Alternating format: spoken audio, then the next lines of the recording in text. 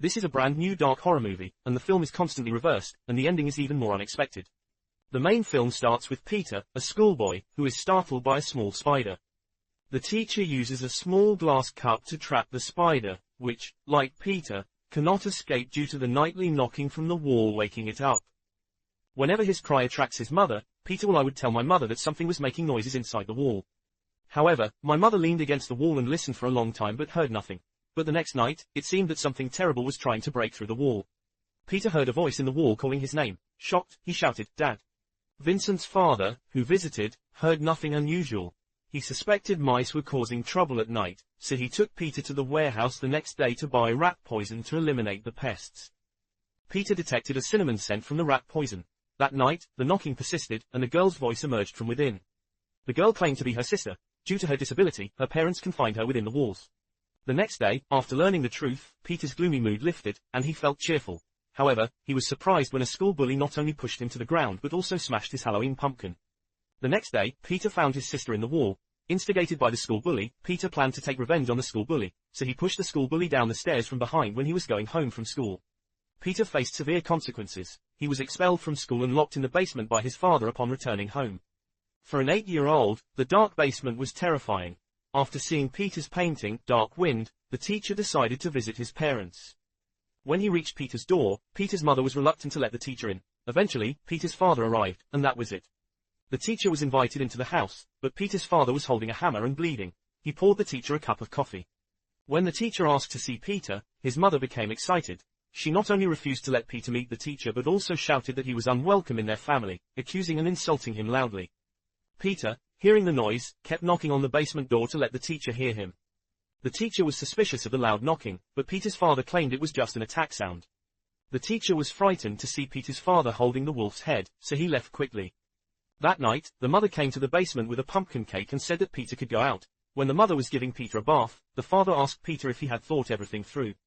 After realizing everything was a fantasy, Peter's mother asked, "Do you still have nightmares?" He replied, "No more dreams." His parents smiled happily.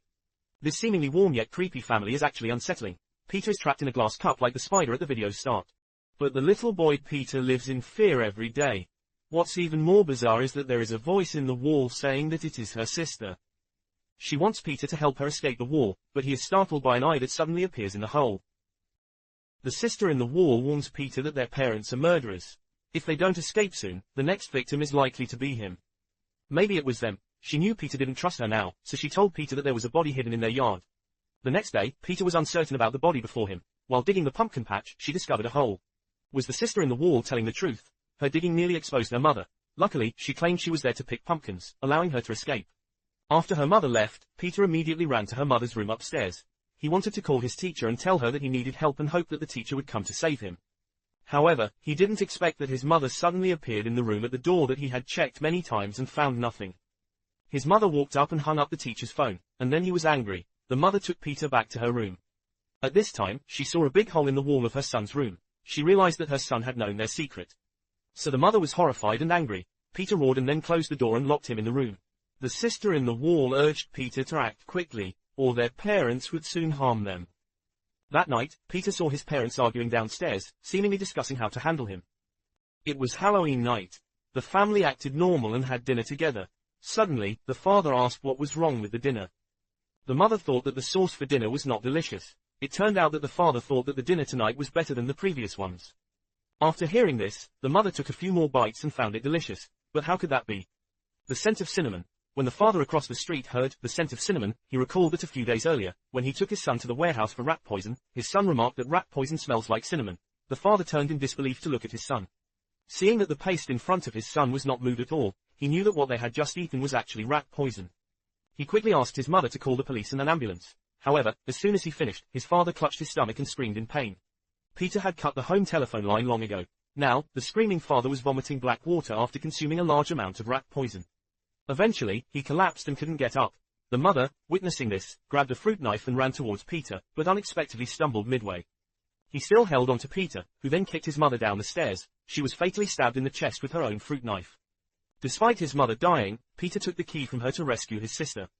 But he didn't expect that his mother hadn't died yet. She kept yelling, "Don't let her out, don't let her out." But Peter ignored her and pushed open the big bell blocking the door with the key. Then he saw the small door behind the big bell and inserted the key into the small door to open it. But she didn't know that she was about to release a terrible nightmare. When she was scared and wanted to escape, a group of gangsters wearing Zodiac masks were planning to teach the boy who pushed his brother down the stairs tonight. But they didn't know, one of their feet had already stepped into the gate of hell. They looked at the door that opened automatically and instead of being timid, they squeezed through the crowd and walked into the house. Peter hid in fear in his own room. Under the bed he was not afraid of these hooligans but of his monster sister who had just been released. However, these hooligans who broke into his house were doing odd jobs because they could not find Peter in the house. When someone accidentally discovered the blood-covered floor, the horrific killing was about to start. At this time, the little boy who fell down saw the cabinet beside him slowly opening. What was terrifying was that the hostess of the house was lying inside. What happened? Suddenly, the door behind him closed, and she heard her companion cry for help. The companion who was running towards her seemed to be caught by something. Not only was he thrown up and down, but he was also dragged away by a force in the next moment. A mysterious black shadow floated in the air. The boy on the ground couldn't see her. Just as he stepped back in fear, she appeared behind him. The little boy seemed to have seen something scary and screamed for a moment before he fell silent. At this time, the last little gangster was still shouting his companion's name loudly, but the next second he was suddenly hit by the monster was knocked down, and when Peter saw him again he had become a headless corpse. At this moment, Peter finally saw his monstrous sister, who crawled on the wall with twisted limbs like a spider. He left Peter a pumpkin lantern with a gangster's head, which scared him so much he screamed. Peter was locked in the wall again. Meanwhile, his concerned teacher visited his home once more. Soon after entering the room, he was attacked by a monster lurking in the dark. The teacher was injured in the calf and lay on the ground, searching for his attacker. But he didn't expect that when he saw it, he was so scared. The ghost was in great fear.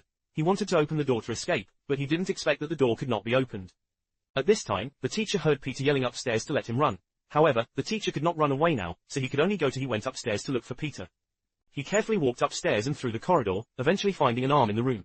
Teacher Peter, with his arm exposed, saw that he was trapped in the wall. So he immediately used the iron rod in his hand to knock on the wall until a big hole was knocked out of the wall. Then he took Peter and fled. So the two of them took the key and ran downstairs immediately. Just when they used the key to open the door and ran out of the house, they didn't expect that Peter was still a step slower and was grabbed by the monster into the air. Peter woke up in a dark cell in the basement. His sister climbed down step by step above him, but Peter's teacher did not abandon him. The teacher returned to find him, but the monster sensed someone nearby and jumped out of the dungeon to attack. When the monster tried to kill the teacher, Peter in the dungeon grabbed its hair and used it as a rope to climb out. After Peter climbed up, he joined forces with the teacher and finally beat the monster sister down from the dungeon with the fighting power of the two. Then he closed the iron door of the cell and locked the monster inside forever. Just when Peter thought they could finally be saved, the monster said that even if this dungeon could lock up his physical body, it could not lock up his evil thoughts at all, and Peter would live in fear and nightmares forever. No matter how Peter wanted to get rid of it, his evil thoughts would always follow him and never leave him.